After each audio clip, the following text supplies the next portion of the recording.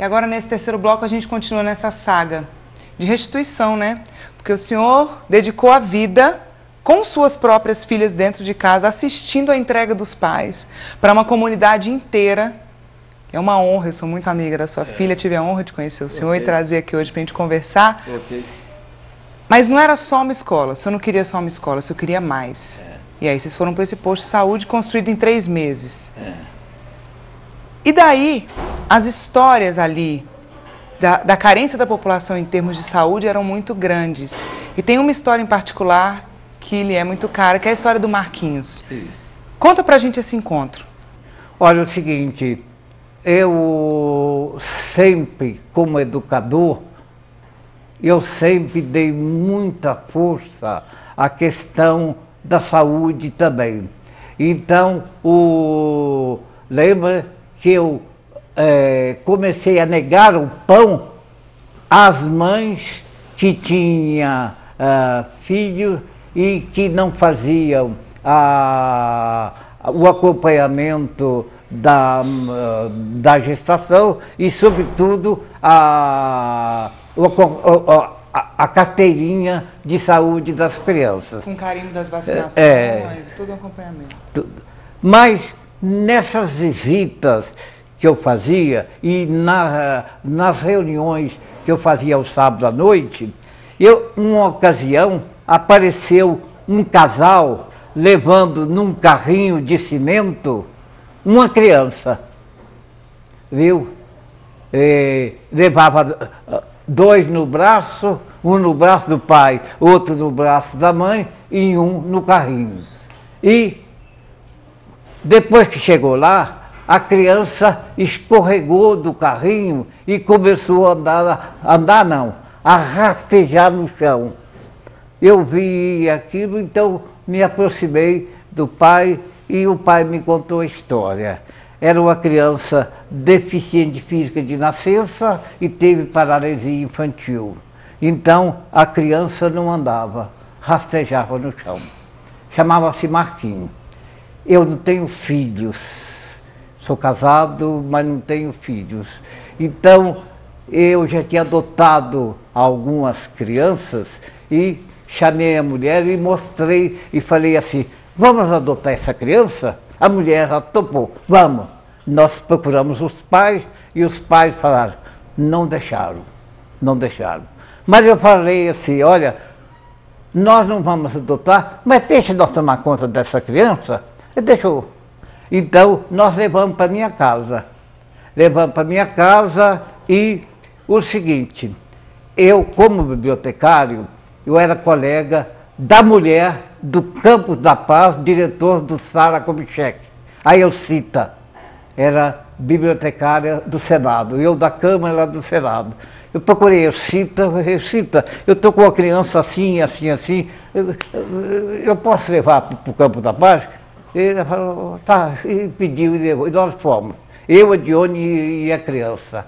Ele olhou a criança e bateu em mim e disse assim, Aníbal, não tem jeito.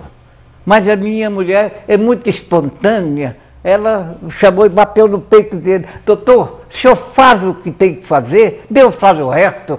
E ele na mesma hora respondeu, mas na hora de ir para a cadeia não é Deus que vai para a cadeia, não sou eu. Falei, nós vamos com o senhor. Ele assustou e resolveu, fez várias operações da criança. Resumindo a história, a criança que rastejava no chão, hoje anda e corre, todo desengonçado, mas não rasteja mais. E o detalhe, ela falou na Marina, a Marina é uma criancinha na época, e o menino era apaixonado por ela. Então, nós íamos 3 vezes ao Sara Kubitschek para tomar parafina e fazer exercício. A parafina era fervendo, ele tinha um medo que doía demais, mas se a Marina segurasse na mão dele, ele deixava. Então, ela tinha que ir 3 vezes ao hospital com a criança, viu? E a criança, viu, conseguiu reaver. Né? Hoje anda e corre desengonçado, mas não rasteja mais. No dia 8, na Páscoa desse ano, tinha 610 crianças. O Marquinho estava lá. O senhor promove na chácara, que é esse espaço, tem a festa que acontece na chácara todo mês. Conta como é que funciona isso. Olha, o seguinte, eu o ano passado, deixei depois de 32 anos de presidente da associação, e meio doente, e depois o juiz e Deus me deu 2 crianças para criarem, Ana Carolina e Ana Beatriz, então eu deixei a associação. Deixei a associação, mas não tive coragem de deixar o domingo de lazer. Domingo de lazer é o seguinte, todo primeiro domingo do mês eu abro a minha chácara. E as crianças vão para lá. E eu já tenho 32 brinquedos. Piscina, futebol, ping-pong, pula-pula, totó, pau de sebo, etc, etc, etc. Então, as crianças passam o dia e durante todo o dia, praticamente, de hora em hora, elas recebem um lanche. Por exemplo, o suco é suco natural. Suco natural de abacaxi, de maracujá, de acerola, de manga. Geladinho, mas natural. Viu? Eu tenho a máquina de fazer crepe, a gente faz e distribui. A máquina de fazer algodão doce, que a criança adora. E assim por diante.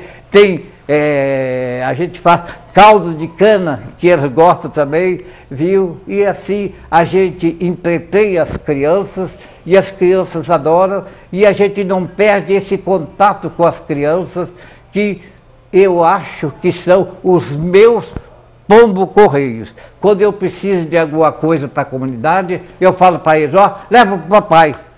Eles levam e o retorno é certo, porque eles cobram do pai.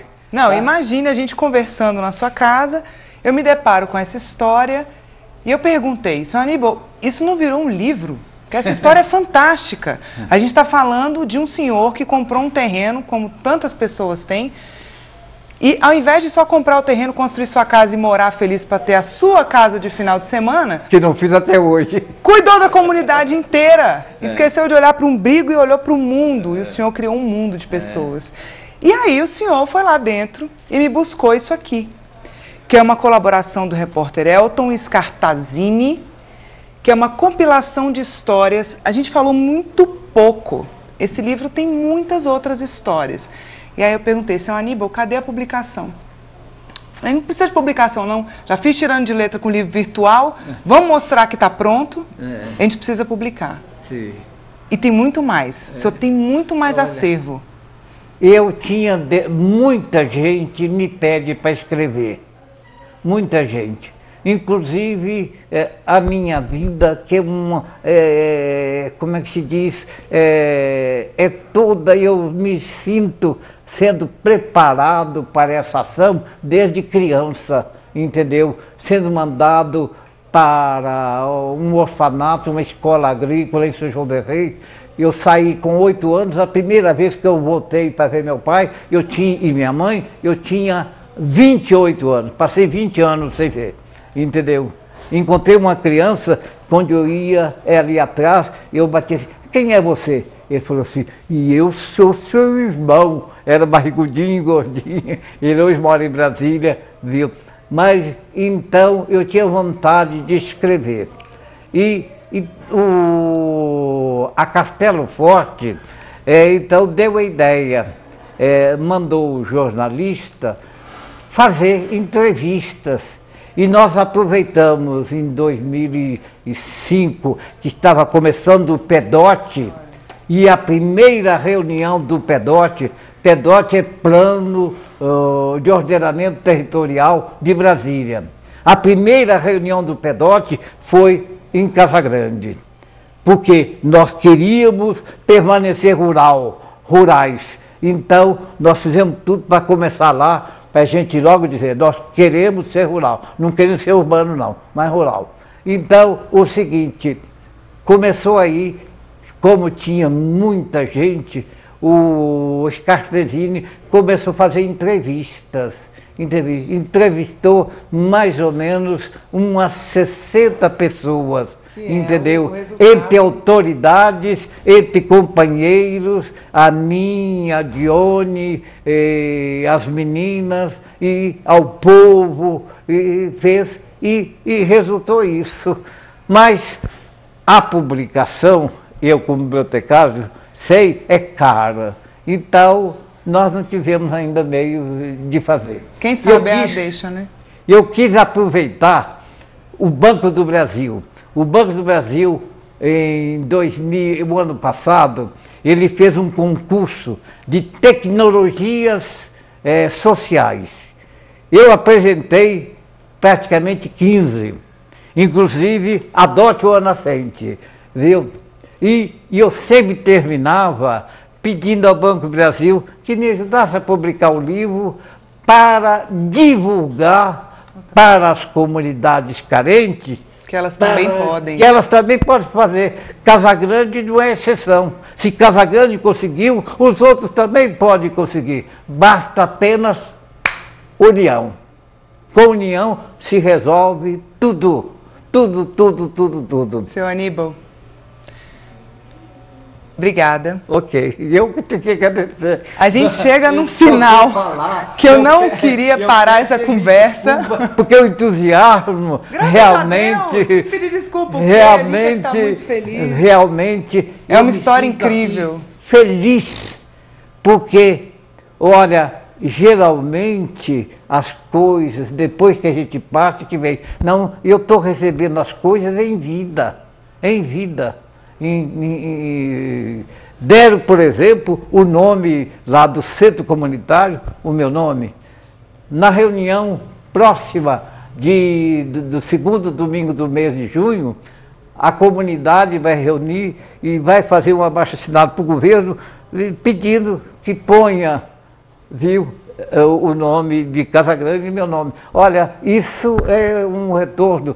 Mas o meu retorno maior, repito, é quando eu encontro com o Marquinho, vendo ele rastejar e ele não rasteja mais. Mas não foi só ele, né? Ele foi fisicamente, mas eu acho que todas essas pessoas fizeram isso com a vida delas, simbolicamente.